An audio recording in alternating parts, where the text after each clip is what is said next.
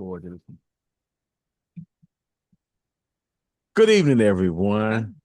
Time for another episode of Things My Mother Never Told You. We've been away for a little while. Have we? Just a little while. But we're back today.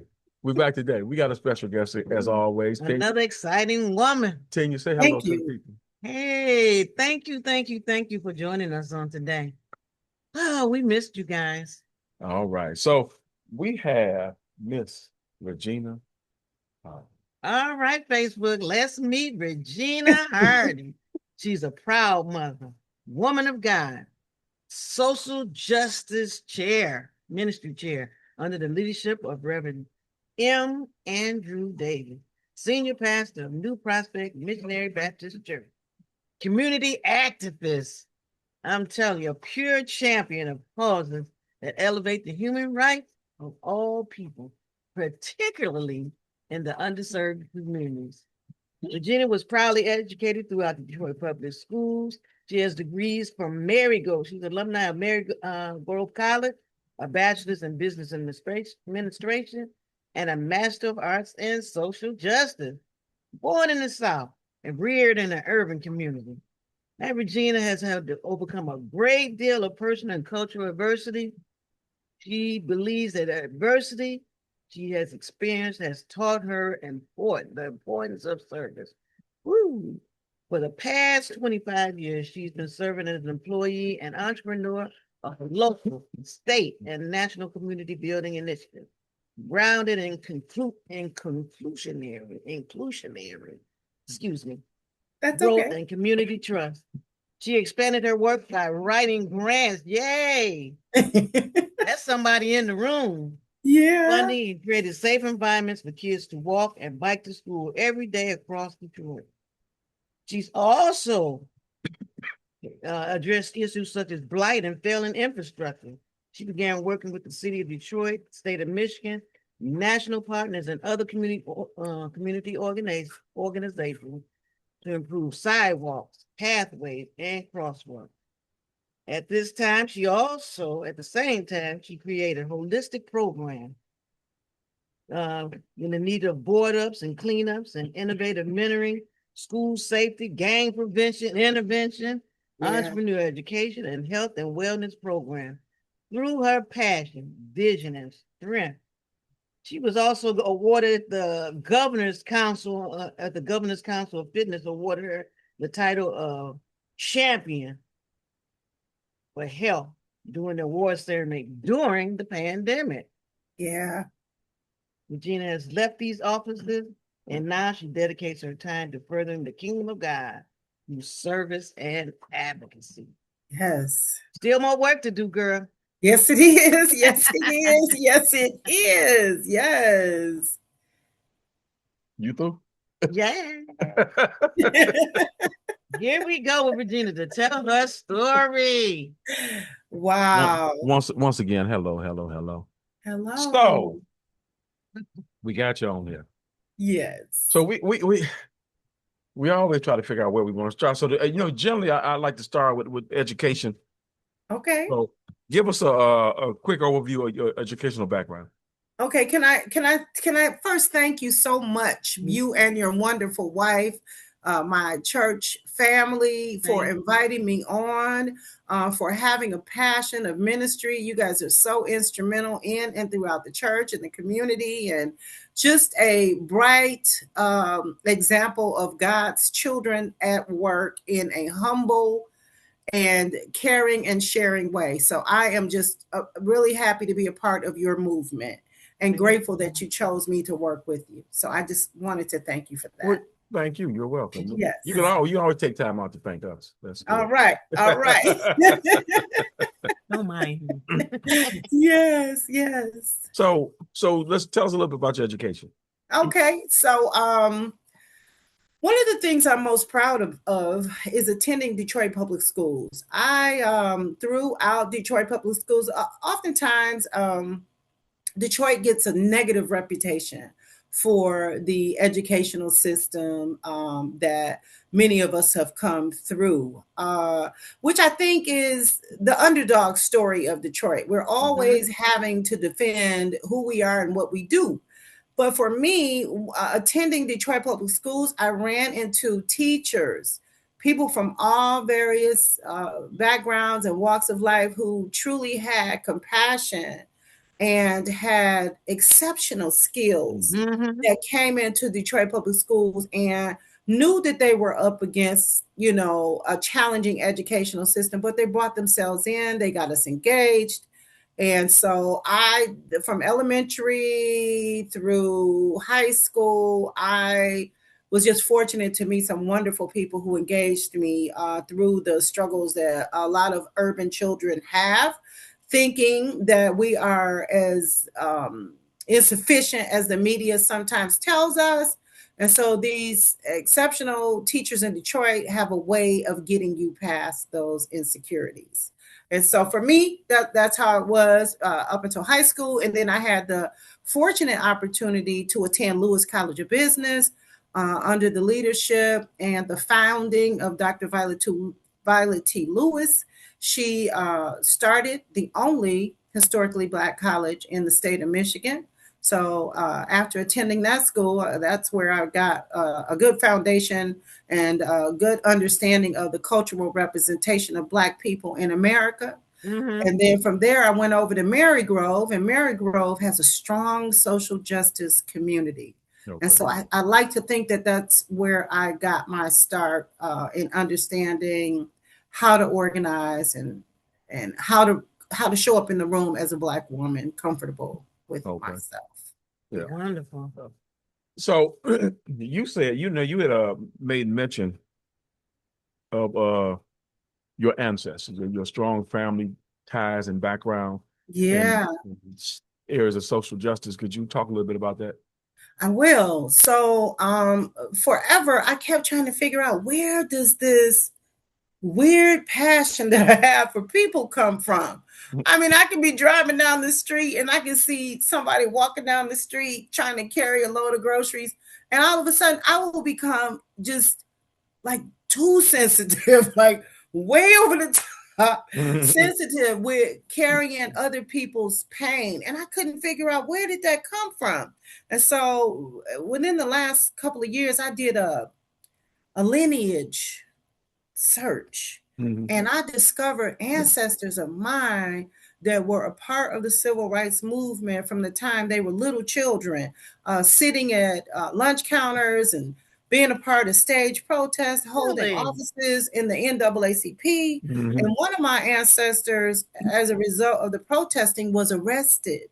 And he was caged in a cage on the grounds of the police department. So once I found that out, it really brought me full circle to understanding what this is that we have. You gotta share his name. I don't. I really don't, because it's not fully developed yet. And so I would like to make sure that you got the they're whole story. okay. They're okay with the story coming out. It's not my story, so I want to check in and make sure that it's okay to tell their story. That's right. Yeah. So you've been involved in working with the school system, working with the city, was it city, state government? Yep. So kind of after being a product of Detroit Public Schools education and making the relationships throughout that part of my life and throughout Lewis College of Business and throughout Marygrove, I was very fortunate to be taken up under the wings of some very strong and some strong advocates in this city. And through that, those opportunities to learn how to write grants, those opportunities to advocate for children in Detroit came forward.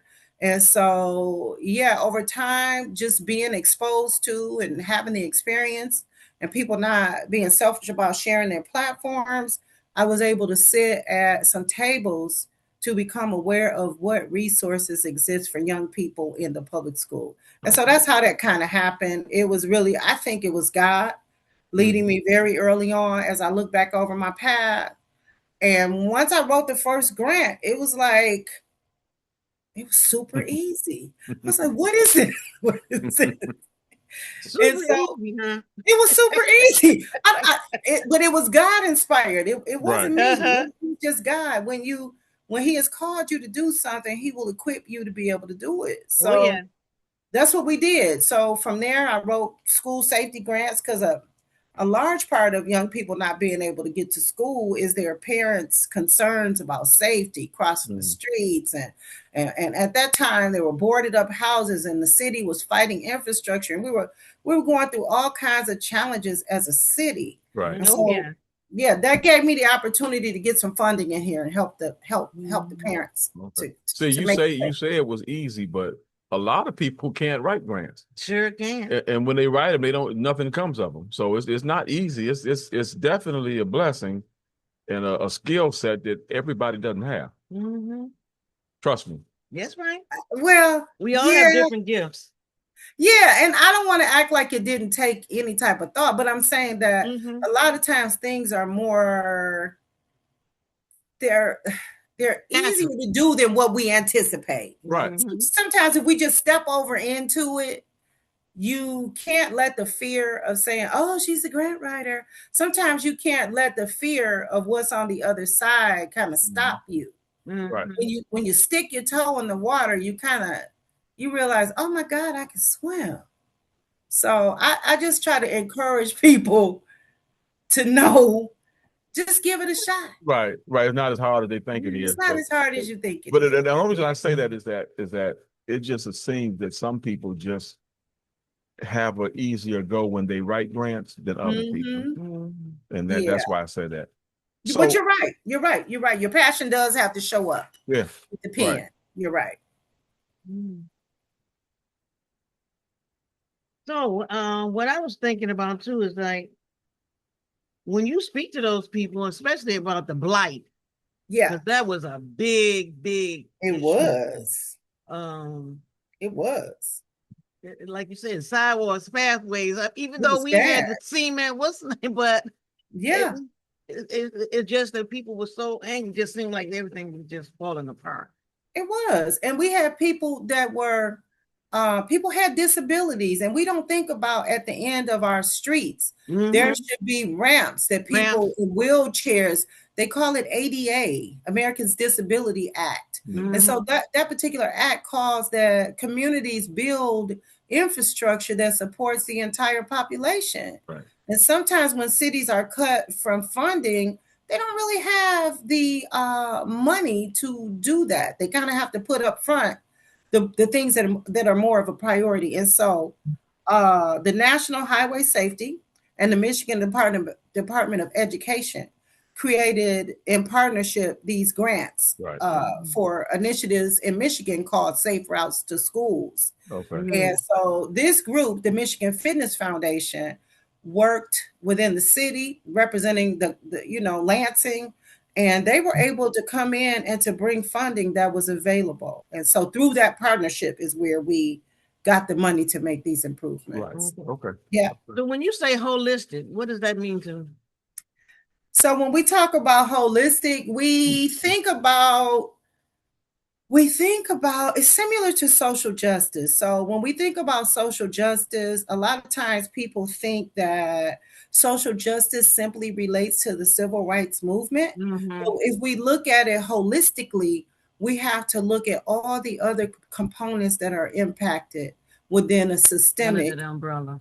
Yeah. Like there's environmental concerns that we have. There's economic development. We don't have the jobs that we need to have. There's the media, getting out the correct messages. It's just so much that goes into social justice and holistic planning. It's all inclusive. It's bringing more things in, not just concentrating on one thing, but in your work, adding as many components as you can to the work. Gotcha. So you took all of that background knowledge, excuse me, experience, Mm-hmm. and then you decided to bring it into the church. Yeah. So outline that journey. So you chuckle with Okay. because it was new. I had never done that before. And I was like, okay, God, I'm ready. Let's do it. But what made it real easy was New Prospect has always had a missionary foundation. And so you all know we are always concerned with giving back to our community, doing community outreach. We have a community feeding program. The ministers, the pastors who have come before have already, done missionary work in Haiti. And so New Prospect for me has always been in alignment with my individual passions. Mm-hmm. And so then here comes our new pastor, the Reverend Dr. M. Andrew Davis, and he came in and he brought all this social justice. He works with Lock Carry, the Foreign Mission Initiative, which is huge. And then he's a part of the national movement for youth. And so I was like, wow, we have a pastor who is just as passionate about helping people. And so just, talking to him and kind of figuring out that there's some things that we could do to get the people engaged in social initiatives that came to be. And so that was the development of the first social justice ministry within the church. And so that's how that kind of started. Yeah. And so you became the chair because? Oh, I became the chair, I think, because of the vast wealth of experience that I have, and the fact that the Lord must have spoke to Dr. Reverend Andrew Davis and said, what about Sister Regina? Because I was over here minding my business thinking I was out of the work. And you're always in the work because you're always volunteering, doing stuff, but structural planning, I thought, okay, I'll just be a part of initiatives. I won't necessarily have to serve in the leadership role. But I guess God wasn't through yet. And so beware. Yeah, because like with all that food insecurity and mental health and healthcare. And those, now that you mentioned that, I like to share our components in the ministry. Our pastor was real passionate about the youth receiving civic education and being empowered to use their voice as it relates to voting and just caring about other people and bringing their thoughts comfortably to tables. And so we focus on that, health and wellness, environmental awareness, protecting God's green earth. And of course, we are focusing on the voting situation that we find ourselves in today. Yeah. So I gotta ask the question though. So was it pastor's idea to have a social justice ministry, or was it suggested to him? It was pastor's idea. I think, pastor has his own, like I said, he's affiliated with Lock Carry Missions, and just listening to how he feels about the church giving back to the community. Because we just had a church meeting a couple of days ago, and I was reminded that we have a pastor who thinks about making contributions to our community in a current and ongoing practice. We have deacons and ministers who all support that concept. So I think that having a social justice ministry was just an extension to the work that was already being done in our church. Yeah. Well, I know he's been involved in a lot of social issues before he came to New Prospect. Yeah. That was part of his ministry. Yes. That he was involved in those issues. So I was just wondering, did was it brought to him or he brought it to you? And so then if he brought it to you, then well, I wouldn't necessarily say that it was like a one instant kind of thing. I think that just having conversations surrounding some of the questions I had, some of the things that the pastor talked about, to me, it was just a natural progression. And then one day he said, hey, let's get a social justice ministry started, and so I dare not take credit for that.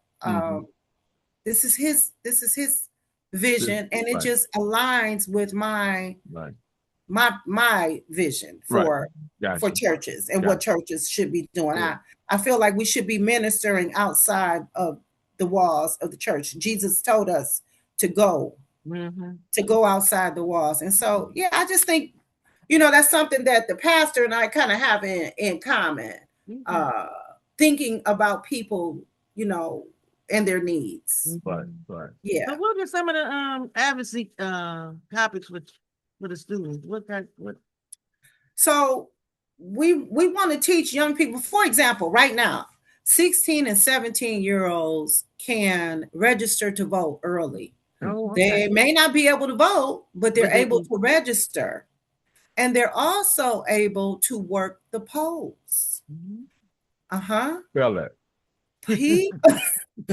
I'm sorry. Look, and I was about to do it. I'm sorry. It was right there. It was right there. But they're able to work the polls. POLLS. There we go. And so this gives the young people an opportunity to see what democracy should look like. It gives them early exposure to workforce opportunities. Yeah. And now you have an initiative where the Social Justice Ministry of New Prospect is going to be set up where the young people can come to New Prospect and do the registration. Is that true? Yeah. So we have a team. We're so excited about that. So when we first started the ministry, it was just, an adult ministry. But we had young people in the young adult sector that would come over, because we have a table that we set out, and every Sunday after church, for both services, we are there to offer to the congregants safe places to go to get the latest voting updates. They're able to join different initiatives like the NAACP, and they're able to understand what the current changes are. They're able to just get all things voting in a safe place. Right. Because so many times people go online and they're not sure, is this accurate information, or who did this? So we connect them with state and federal vetted institutions that can provide reliable information. Now, because we are the church, we don't promote any candidates. We don't promote any causes. We don't show any bias of one party over the other. We make sure that we are neutral. We love all people like God told us to, Right. And so, that's what that is. We do a lot of education. Right. I was about to say we provide information. We're educating people. Yes. Okay, very good. All right. So since you went down that dark road. Because I don't know which order you want to do this in. But we talked kind of about it before we started. Do we want to go education? I mean, not education, I'm sorry. Voting first, the upcoming election, or do we want to talk about Juneteenth? See, I'm just going to throw that out there. Let us talk about Juneteenth. Yeah, because that's right around the corner. It's right around the corner, right? Yeah. And it's not just a holiday that we barbecue and have our family over and have a good time like we always do culturally. It doesn't take much for us to have a good time, right? That's right. But so Juneteenth, give me one second, please. I'm sorry.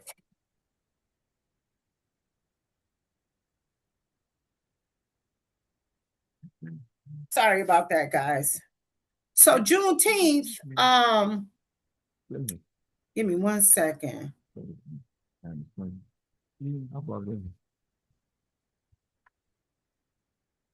All right. I just want to be able to stay online. Okay, so Juneteenth is a blend of June and 19th. It's a federal holiday in the United States celebrated on June 19th. It commemorates the end of slavery in the United States, specifically marking the day in 1865 when enslaved African Americans in Galveston, Texas, finally received news of their emancipation. And this was 2 years after everybody else had been freed. Mm-hmm. People put in work to make sure that these people continued to be enslaved. And so the formerly enslaved people in Texas began celebrating this day once they got the news in 1866, creating a lasting cultural tradition. Juneteenth is also widely known as Emancipation Day, Freedom Day, Jubilee Day, and Black Independence Day. Today, the holiday is celebrated not just as an acknowledgement of emancipation, but of recognition of African American culture, resilience, and ongoing civil rights progress. So Juneteenth is a reminder, and it should be to us, that the work continues and that we must continue to advocate with the usage of our voice. Juneteenth takes us back down through history to remember and to be aware that political and voting movement made a difference in our world as Black people. In South Carolina, after Reconstruction was that period of slavery ending, and Black people were able to come up as a result of legislation that allowed for them to receive that 40 acres and a mule. Yes. And so at that point, we became not just enslaved, but we became landowners. And unfortunately, after Lincoln was shot and Andrew Johnson got in the office, he said, stop giving them Black people that money, right? And so, but at that point, 2 years later, we had already tasted Black power. And so then we created the Freedmen's Bureau. And from there, we continued to organize. It was like 70,000 people, formerly enslaved people from all around the country. We developed a banking system. Mm-hmm. And so we took that money from our banking system and we created all these HBC, universities and educational systems. We only had 2 years of that before they went back in and devised and developed all these Jim Crow laws and the killing and the lynching of people to intimidate us. Because once Black people became free, they went out and they voted. And they took over all the elections. They were the first in South Carolina to have people in office as Black people. So there was an attempt to kill that history that if you go out and vote Black people, you have the ability to make change. You have the ability to dominate these political arenas. And so I think therein lies why there's been so much effort to make young people feel, and all of us kind of feel oppressed, like our vote doesn't really count. And so Juneteenth reminds us to get engaged, to go back in your history, see what we did before, see what coming together, organizing collectively can do as a people. And so that's that. well,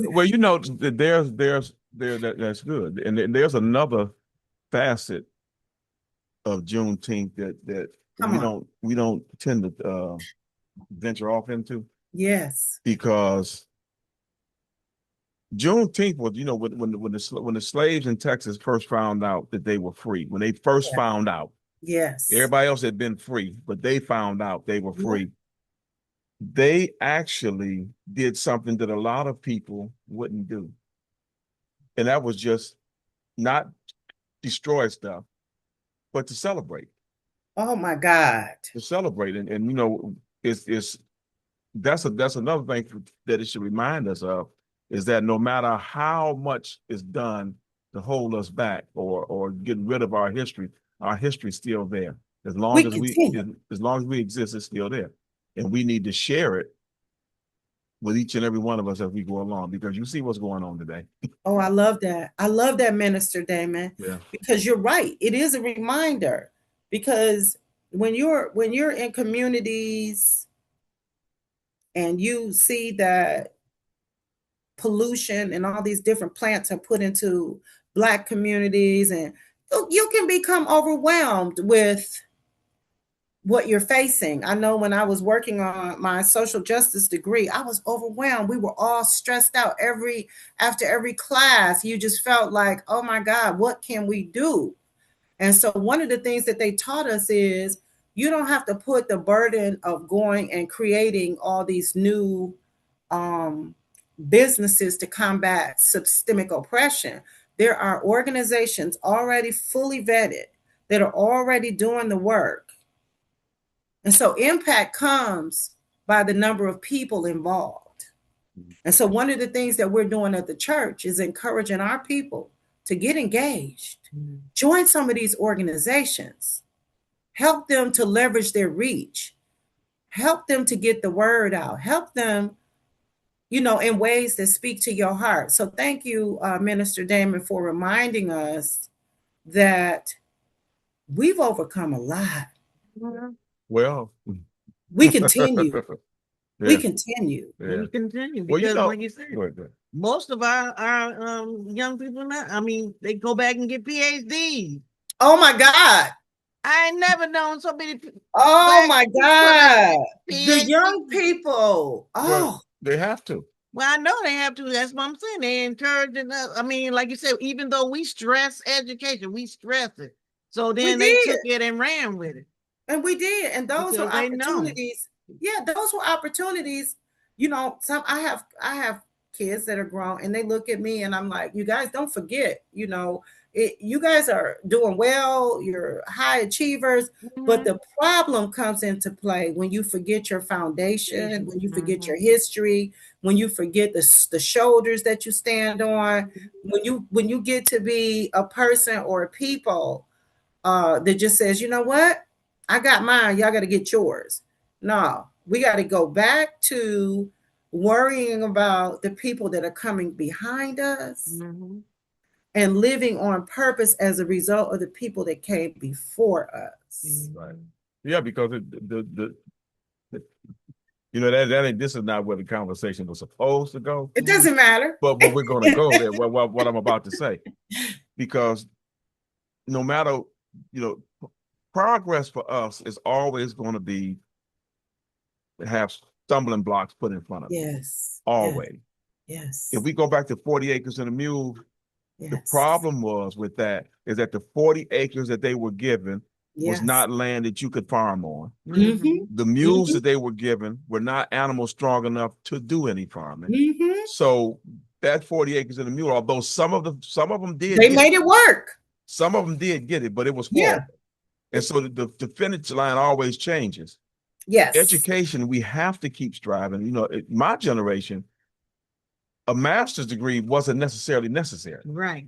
Because most of us that came out of school, a high school education was all you needed. Everything. To be successful. Yes. A lot of folks went to school, went to college, got their degree, got their bachelor's degrees, and then went to work in the plants. They did. With that degree. They did. The job that I retired from, if you came off the street to get in that job at the grade I was at, you had to have your PhD. Wow. I didn't have my college degree when I started working there. Wow. But because I was inside, I was able to move up the ladder without those degrees. Yeah. But the line is always moving. So you need not in any necessary area, but you need to show somebody that you are willing to put the work in. So the finish line is not as far away from you as it is from some other people. And so we got to keep, that's why this social justice thing is good, because it's something that we need to keep voicing. Yes. So that we can let these young folks know. Yes. That we have not overcame. This was hard fought. We are overcoming. Yes. But we aren't there yet. No. We're on the way there. I love that. Yeah. So. And you're so right. And then I don't want to leave out a whole population of people that don't have the opportunity to get a college degree. Let's talk about that piece. That's right. Because historically, Black people have always built communities of entrepreneurship. Yes. Yes. So we've always had a knack for business development. My father was an entrepreneur. And Grandpa and Uncle Joe, they always had money. It might not have always appeared in the bank. It might have appeared in the backyard, buried in the ground. But we had our own communities of wealth and economic development. That's right. And therein lies the historical perspective that every time we build a community, here comes other folk coming in trying to destroy the communities. Because you know why? It's not that they don't want you to have your own business. They want that money to go into their community. Yeah. And so that's what has happened, to us. But it's still here. It's still vibrant. We still have these creative skills and talents that are inside of us. Young people are still jumping online now and 50 million followers. So we always continue to show up. Just like they push the envelope, the Lord does too. Yes. Yes. The Lord does too. You can't stop. You can't stop. For me is for me. What's for me is for me. You can't stop it. No. And so that's why it's good that you pastor got you guys on board to do this, because the church has always been relevant, a place of relevancy in the people's lives. Yes. And we cannot forget that. And we cannot let that fall off to the wayside, because if people can't go anywhere else to learn something, they need to be able to go to the church to learn something. They need to. We have to be relevant in everybody's lives, not just our own. Yeah. That's right. And whole families have grown up. Generations are in this church. It's amazing. I would have never thought it either. It is amazing, because my people, we derive from down south. And so down south, I come from a history where we were in the church, still are. My mother's down there now. Her and my dad had moved back, and so she is in the church. But we had so many generations that have come before. And so the Black church, let me say this.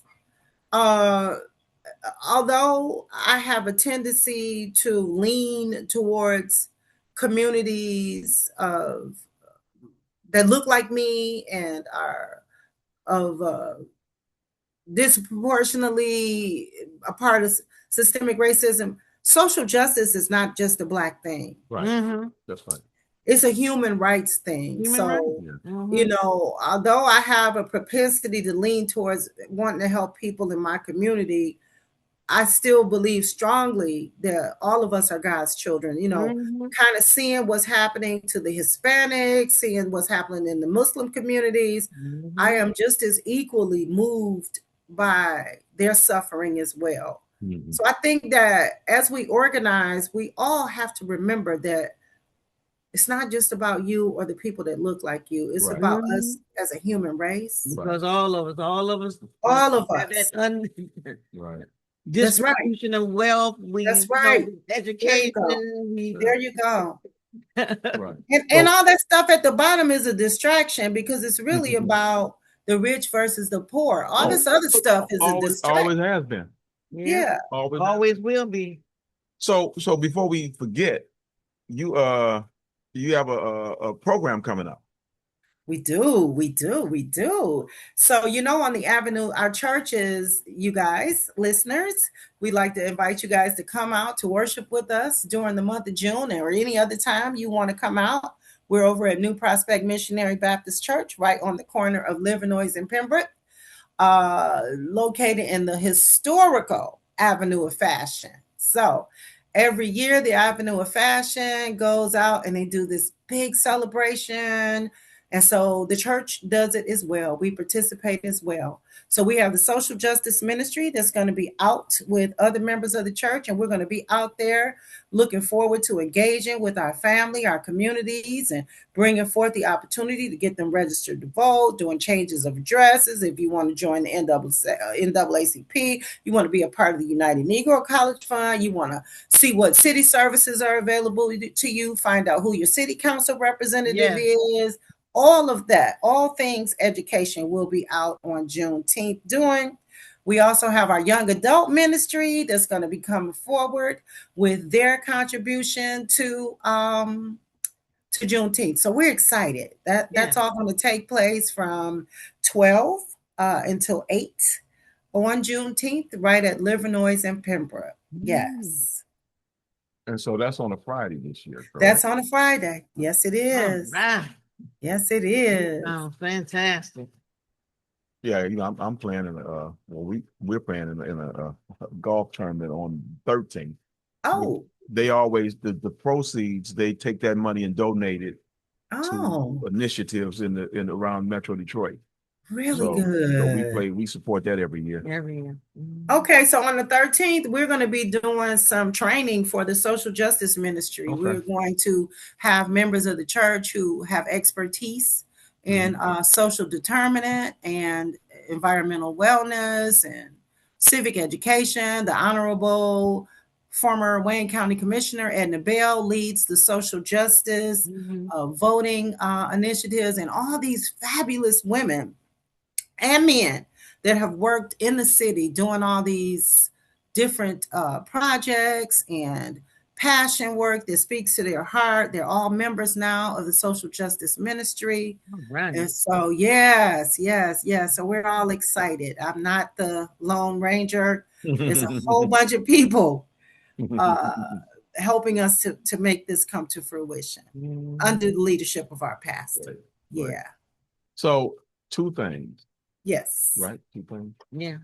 One, we're gonna do a little segue. This is something we always do on the show, and we can thank Reverend Dr. Craig Esther for this. Oh, what I'm about to do. I'll talk to Reverend Craig. Yeah, he was the very first guest on the podcast when we started so many years ago, and he asked us, "Are y'all gonna ask me something my mother never told me?" And at the time, I hadn't even thought about. Yeah, because I was about to finish it, but no. Yeah, I hadn't thought about that as a. I like that. Yeah, so what we do is every guest on the show, we have them tell us something quite possibly that their mother never told them or never prepared them for, that they learned to help them guide them through their lives. And it could be, that was the impetus of the question, but it blossomed into more than just that. It could be something that she did tell you. I'll say that I'll frame it like this. The reason why the show is called that, because when I was trying to think of a title, I was visiting my mother's gravesite with my brother and sister. Oh. And it occurred to me that between the time my mother passed and that day, there were a lot of things that had changed in this world that my mother never knew about. Wow. And so, our mothers are our first teacher. And so it dawned on me that that's the perfect name, because there are things that she never told me. And our guests that come on here share stuff with us that we may or may not know. Wow, that's heavy. So that's why that question comes up. That's heavy. When I think about things my mother never told me, I guess I think about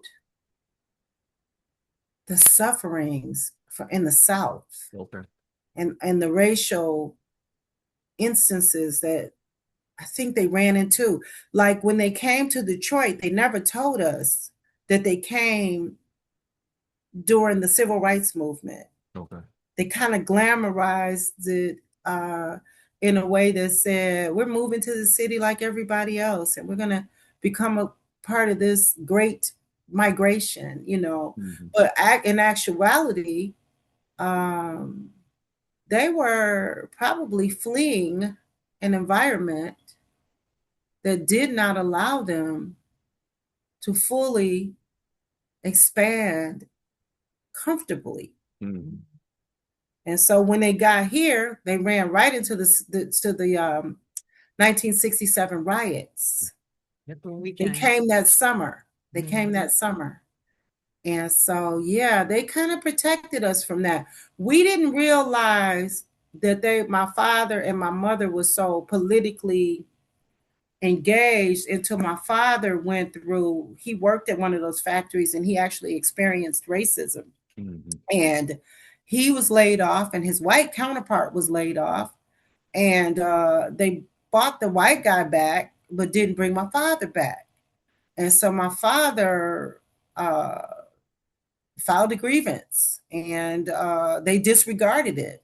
And then my father ended up, he's a pretty sharp guy. He ended up representing himself because he was already a union guy. Mm-hmm. So he represented himself at the first level, but then it just kept going up and up and up to the national level of the UAW. My father was still representing himself and he won his case. All right. He sued the factory and he sued the UAW for a lack of representation. So I know that was a long answer, but I just want to say that I think the things they never told us was protecting us from what they were fleeing from. And they wanted us to start our lives thinking and knowing that we could do anything that we wanted to do. Mm. Well, now, I'll tell you, we've been doing this since July 16th of 2020. Mm-hmm. That's wow. That's the first time I ever heard that. You ever heard what? That answer. Because most of them be talking about relationships, finances, right. Right. That's the first time we ever heard that answer. That's a good answer. Because we don't know. A lot of folks don't talk about coming up north to flee oppression. They mostly talk about coming up north to work. Yeah. And you take advantage of this money they making. Yeah, my mother came here first, and then she told her brothers and stuff. Yeah. Yeah. And then but that gave us a chance. Yeah, but that gave us a chance to build the middle class. Mm-hmm. I think that was kind of I'm gonna use this term loosely because I really don't believe in this curse aspect. But sometimes people say it was a gift and a curse, and I kind of think of that in that way because when we were struggling in the South, mm-hmm. and we came to Detroit. And many of our families were able to amass wealth that they never even imagined. Right. We kind of forgot about the struggle. Yeah. We kind of moved out of Detroit and said, I ain't going down there with them people in Detroit. And then I always say, didn't you grow up in Detroit? So. Right. Well, the beauty of having a social justice ministry is that it allows you to share with people the idea that moving on up is not necessarily moving on out. Come on, brother. So that's it's still teaching because we all got to do what we got to do. Mm-hmm. At the end of the day, we have to do what works for us. Yeah, and it's good when you can elevate your family's existence. I'm never mad at people because they were able to elevate and to put their kids into safer communities. But what I would like them to remember is that not everybody got out. And so these kids that you see ripping and running through the streets right now with this teen takeover, there is an absence of opportunity for them and their parents. Yeah. We got to make sure that this isn't something that people chose. Yeah. It's like if you have a little bitty piece of cheese and you got 50 people that are hungry, everybody's going to fight to survive over that little piece of cheese. And somebody's not going to eat. Right. And we got to give our children a mindset that they don't just follow any and everything.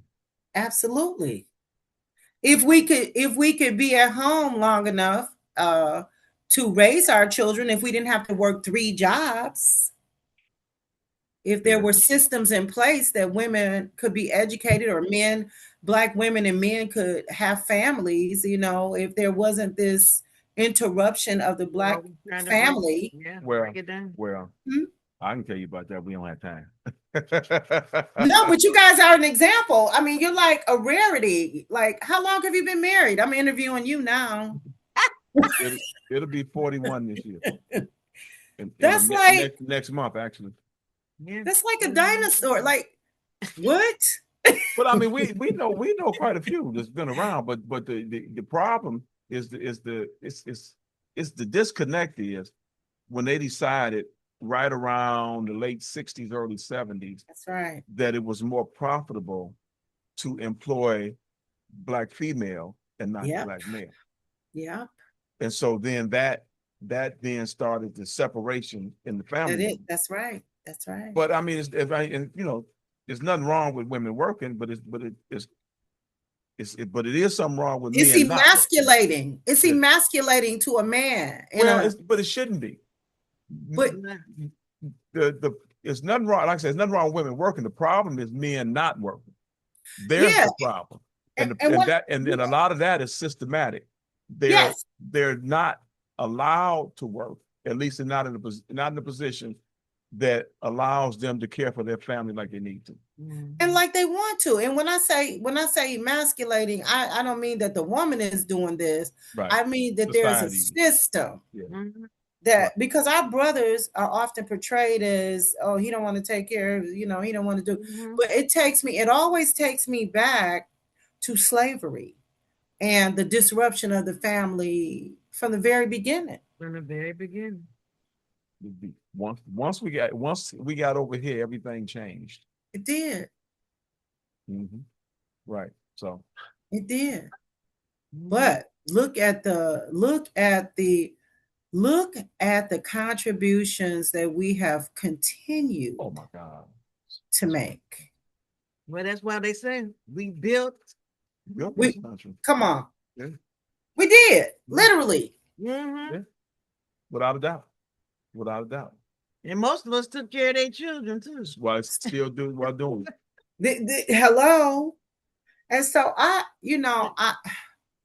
just think that I thank God for platforms.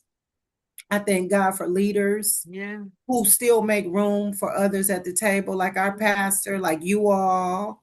There's so many people that are still engaged in the struggle. People don't want to hear it being called the struggle, but it is. Anytime you've got to push and pull just to get what rightfully should come just as easy to you as it does anybody else. Well, I mean, and those folks, we'll leave them where they are. But you can see what the federal government is doing. Wiping out all these monuments and all these signs of where Black folk did what they did. And then they're putting back those statues of those Confederate generals and the Confederate flag. Now, it's so funny to me that in a country that celebrates winners, supposedly, we want to celebrate. The last I checked, they lost the war. Let me tell you. Now, why'd you have to bring this up, Minister Damon? Why did you have to bring this up?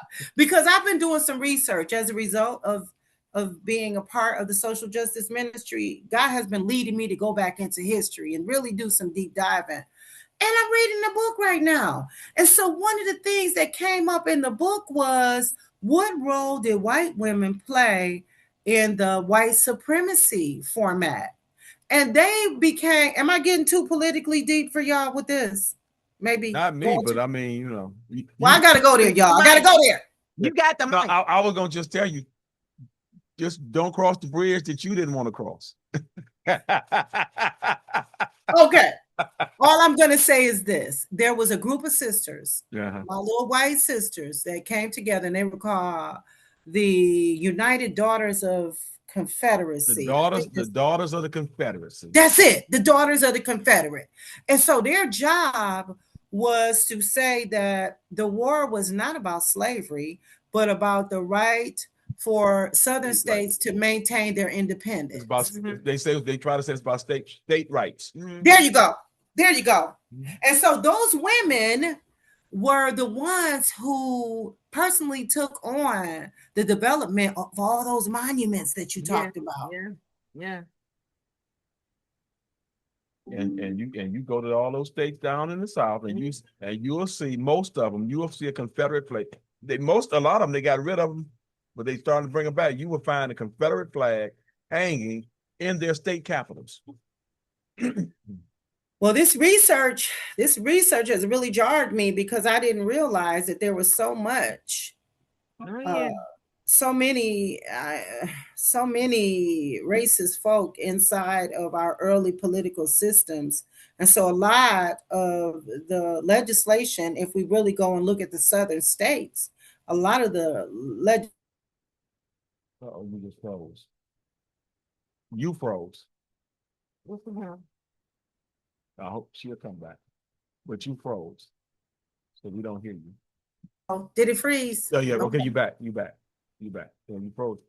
I don't want to politicize. Sure. Right. But we'll save that for another day. Yes, we'll save that for another day, because there's so much that people don't realize, and so I wanted you to get your the voting or the upcoming election issues that you want to talk about because people. Can I say one more thing? Can I say something real quick? Because like I said, going back to human rights, I cannot make it an all white and all black thing. There were people that were white people who still to this day are allies and have compassion for the suffering of others. So I don't want to whitewash everybody across the board and make everybody responsible for evil. There aren't enough of us in this country to set policy.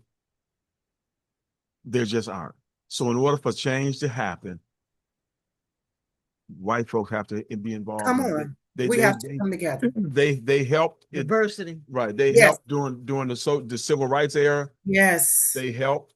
They are helping now. Yes. They definitely helping now. Barack Obama never would have got elected president. No. By just us. If all of us would have voted, every man, woman, and child, he'd have got 14% of the vote. That ain't enough. So there are friends. It's just like they say, friends of the revolution. There are friends. That's right. Who believe that there is a thing called social justice. Yes. And that everybody should be allowed to enjoy the fruits of this great country we call the United States of America. That's right. God bless America. Yeah. God bless America for everybody. Right. So I wanted to make sure, like I said, I always lean towards being passionate about my people because they suffer so much in underserved communities, and we're an underserved population. But I love all of God's people, and I cannot put all white people as bad and all black people as good. It's a people thing, right? Yep. It's a people thing. It's a side of the fence you want to stand on. That's right. Now, there is one thing I want to get out, if y'all don't mind. One of the 100 things I got out already. Okay. So I want to talk about this upcoming election, right? Yeah. So early voting has started. And so for the election this year, you all, the attorney generals, these are the offices that are up and available. A lot of times we know voting, but we get so tied up in life that we're like, what is going on? Who are we voting for? So I'm just going to give us a little preview. This year is the midterm election. During the midterm election, the attorney general's office is up. The governor's office is up. The U.S. Senate has a Democratic seat available. The legislature, all 110 seats in the Michigan House of Representatives and 38 seats in the Michigan Senate are up for election. The Secretary of State, 2 Michigan Supreme Court judges. And then the upcoming election will be taking place in the general election for the midterms to select those offices will be in November. But there is an election coming up right now, the primaries, that is far more important. People miss that. We don't come out, y'all. We don't vote for the primaries. We We have that. This is the election, the primary, that determines what, who, and what is going to be on the ballot. We've got to get to the primaries, right, people. Well, let me say this too, because I understood what you meant when you said that, but let's clarify for the people. Yes. You said there's a Democratic Senate position up to grab, but that's not entirely true. And I didn't mean to say. I know what you meant. I know what you meant. Right. Because there's a Democrat that's in the position that's not running. That is right. Right. So the position of the Senate, excuse me, Michigan has a Senate position that's going to be available that is currently occupied by a Democrat. That's right. Fix that for me, Dan. Right. So yes. I don't want, because this is what people do. They'll hear that and they'll say, oh, well, we don't have to go vote because it's a Democratic position. No, it's a position that could go Republican, or if you don't vote. Thank you. I was, and I appreciate you correcting me with that, because what happened was I was trying not to say the name of the person. Sure. And I inadvertently saw a D and I was like, oops, but it was already right. Because we don't favor anybody. Right. And thank you for bringing that back around to us. Right. That's because we need to, right. And like I say, what you're saying is good. We just want to clarify for some of the folks that might not understand that's what the deal is.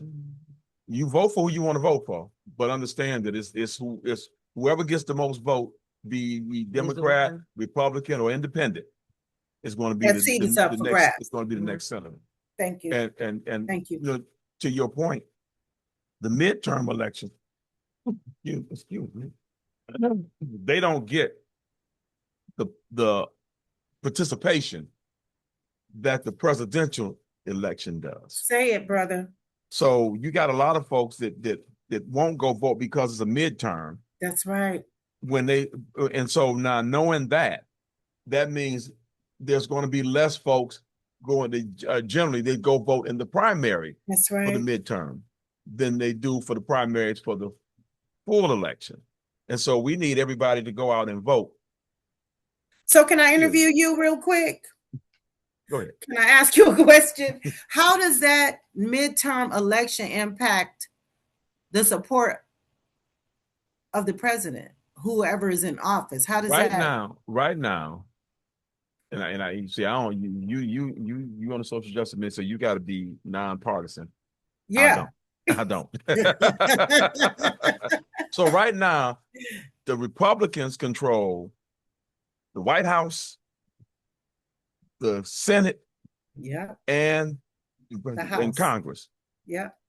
So this midterm election, most of those seats are up for re-election. A lot of the craziness is a lot of the people who don't quite agree with the direction our country is going in, that are holding these positions, would rather not run again than vote against what they see as an injustice. Wow. So a lot of them aren't voting. Some of the other ones, aren't running again. Some of the other ones that were running in their primaries lost because somebody supported another candidate. And I'll leave it right there. I'll leave it right there. All right. And then they are in the majority in the positions of that party. So it becomes important that folks get out and vote in these primaries and then in this midterm. If you want to see change, this is your chance to make change. It is. Right now. Because in 2 years, when the next election comes up, if change isn't made now, we're going to be further down the rabbit hole than we are right now. And we are a long ways down the rabbit hole right now. I'll say this because I have to say, I have never, in my 67, 68 years, seen this kind of craziness in this country. And I've seen some craziness.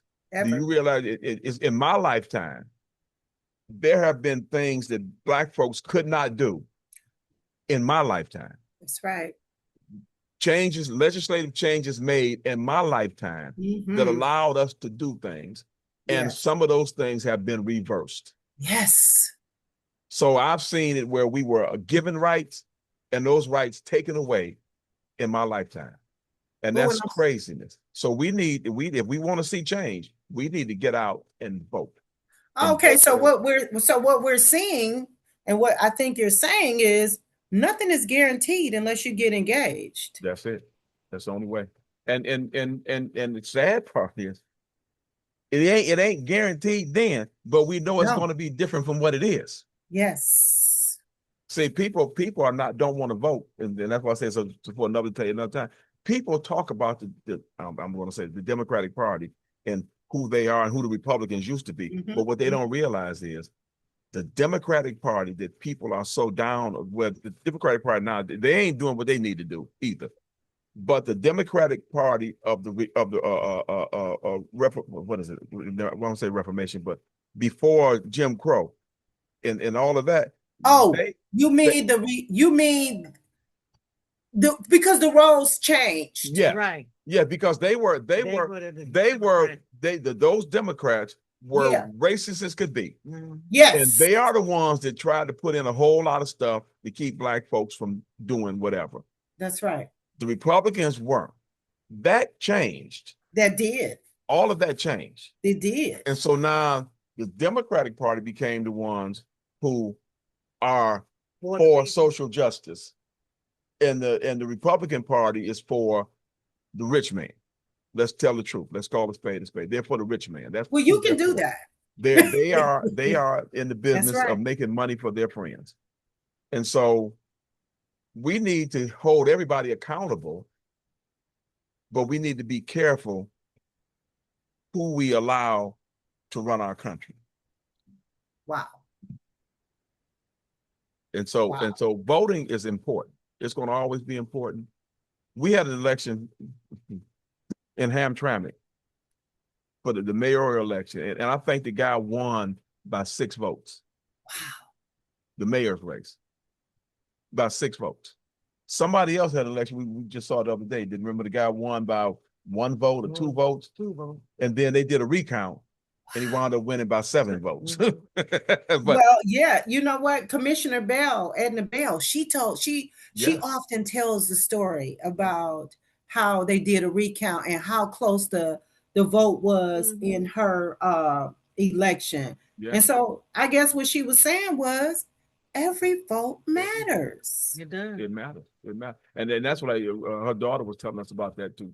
Because she said the first time she ran, she didn't win. She didn't. But she stuck with it. And her mother said, no, you got to keep going. So she came back and she did the work because they didn't know who she was. The only thing they knew was that she was Edna's daughter. That's all they knew. Bell. They knew the name recognition. But I'm saying that, but they didn't vote for her because they didn't know her. That's right. But then she actually stayed in it. She did the work. She proved herself worthy, and then she won, and she still wins. She's still doing the work. She's the chairperson now for 2 terms. So you got to do the work. Somebody has to do the work. But then we got to get out and support the folks that are doing the work.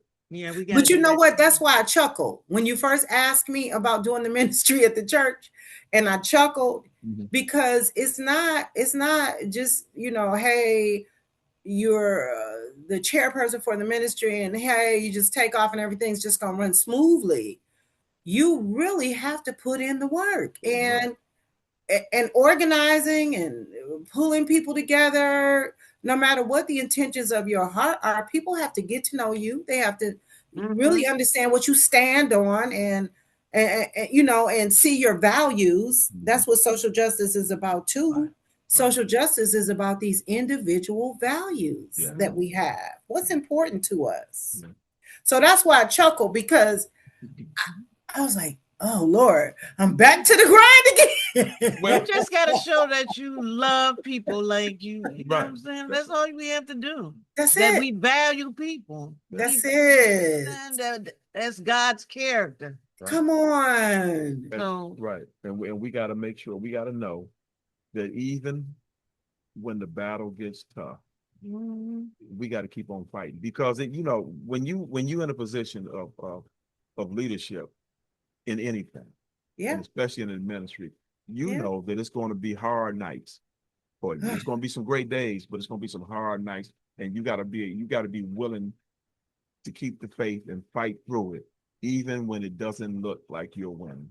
Listen, Minister Damon, and this is a great segue to thanking you all, because there have been times since I started chairing this ministry that I've literally come to you guys and like, look, listen, and you guys have always had a good word to share. Just encouragement, just watching you all do the marriage ministry, watching pastor, watching leaders that are stable in their leadership, that the Bible talks about preaching the gospel in season and out of season. And so just getting a chance to watch all of you. Mm-hmm. I love the members of my church. There are generations and generations of people that have been serving. And so for me, it's like, wow, these people have been dedicated all their lives. Yeah. And so, yeah, that's it. I come up under some really, really brilliant, strong, African-centered, human rights, engaging people. And I'm grateful to be a part of New Prospect. They show us how to do it in love. Right. That's right. That's right. and the last thing I'll say on it, and I'll let you have your last word, is that even when you don't think that anybody notices, even when you're not getting the recognition you think you deserve, the battle still goes on. It does. What's the last thing you want to talk about? Well, I wanted to say, and it's funny that you would say that, I've been hearing a word that talks about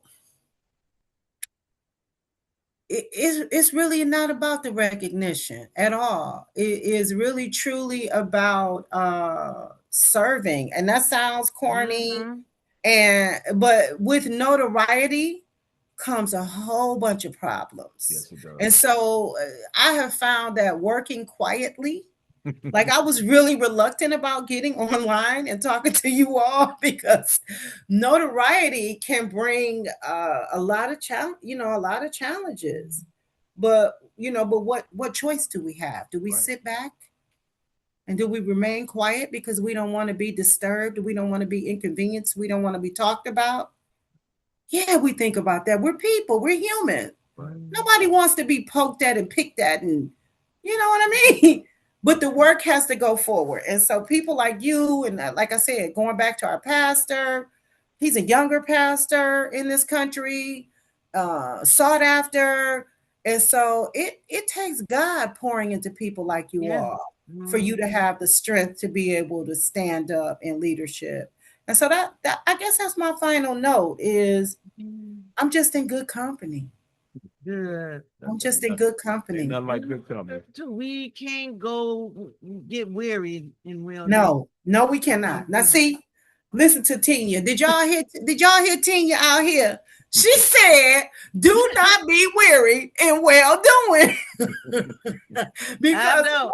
I'm saying because like you said, you do get tired, and you have to sometimes just step back. But like you said, you get renewed strength then.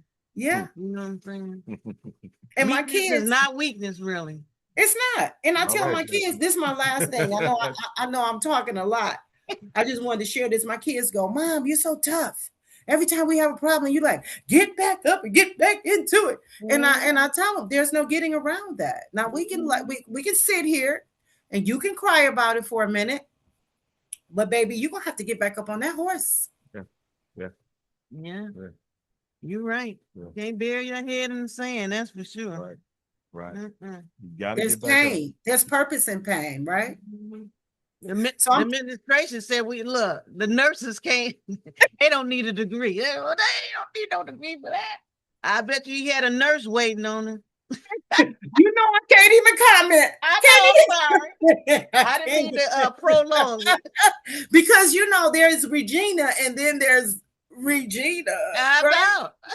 Y'all know how I feel about some of this stuff. Right. But I have to. Well, like you said, having you on though had me just, really going out and researching and wow, you be like, all this stuff. And that it's going on, but I was like, Why didn't I have a passion for it? I'm just, that's why I started encouraging people to do different things. You know what I'm saying? I think it's inside of you. And like it didn't come out in me. When I was going to get my master's, I thought I was going to get a teacher's. I thought I was going to get a master's in education. But when I started reading the description of social justice, I was like, wait what a it all minute. entails, like you said, the whole picture.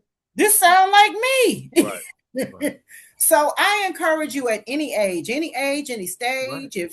If you can't knock on doors, join a party of your choice, and then get on the phone and make phone calls. Let's just get engaged to try to get us back to a society. I want to also put in a sweet plug for GBI, General Baker Institute. All right. Yeah, they do all that social justice, and really they always working in the community. Yeah. Community garden, all that. Yeah, I had a cousin who was a social activist. And he was posed, he was handcuffed, he was drugged. Yes. He did the whole 9 yards. He fought against anything he thought was injustice. He fought against it. Yes. His family continues it. And in fact, GBI is General Baker Institute. Named after him. It's General Baker Institute? Yep. Now, is that a former project, or is that something we can look up? No, it's you look at it, the building. You remember the old Mays printing shop on Livernois? Mays printing. That sounds familiar. On Livernois. Livernois. And what is it near? It's near Finkel. Oh, I think so. Because the Clark restaurant was over there. Remember that? It was a soul food restaurant owned by the Clarks. I went to school with their son. That's the building. Oh wow! Yeah, they do a lot of stuff. They've been involved. In fact, a lot of them were involved in when they had the water shut off issues. People in Detroit too. Yeah, one of my mentors from Lewis College of Business, this lady by the name of Gwen Winston, was a part of the water project in Detroit. She's always been impactful. She's been a social justice warrior since I can remember, and she was one of the people that took me up under her arm, and we worked with Alberta Tinsley's Talabi back in the day. And so we've got great people doing great things in Detroit. Yeah, so if you want to see about them, we did a podcast with them a few years ago. It's under GBI. Yeah, I'm gonna look it up. Yeah. Well, like I said, we have a few of these shows out there. The idea is we bring folks on who have some sort of voice. Thank you. Be it whatever their voice is in. Thank you. And we let them get on it and inform the community about what's going on. We let them know what you can do. Don't let anybody tell you can't do it, because you've never heard of any one of us doing it. Well, some of us have doing stuff that you never heard of. Wow. And that's a blessing to serve in the ministry that you guys serve as ministers, but at the same time, you're in touch with the day-to-day living of other people. Oh, yeah. And providing a platform for them to advocate for others. So I just thank you for being advocates, because if you weren't advocates, you wouldn't be doing this. Right. Right? Well, thank COVID. Yeah. And we know who was responsible for that. COVID gave us a lot of stuff to do. It gave us time. It gave us time to reflect on what we weren't doing. Right. Yes. And we found a niche where we could do.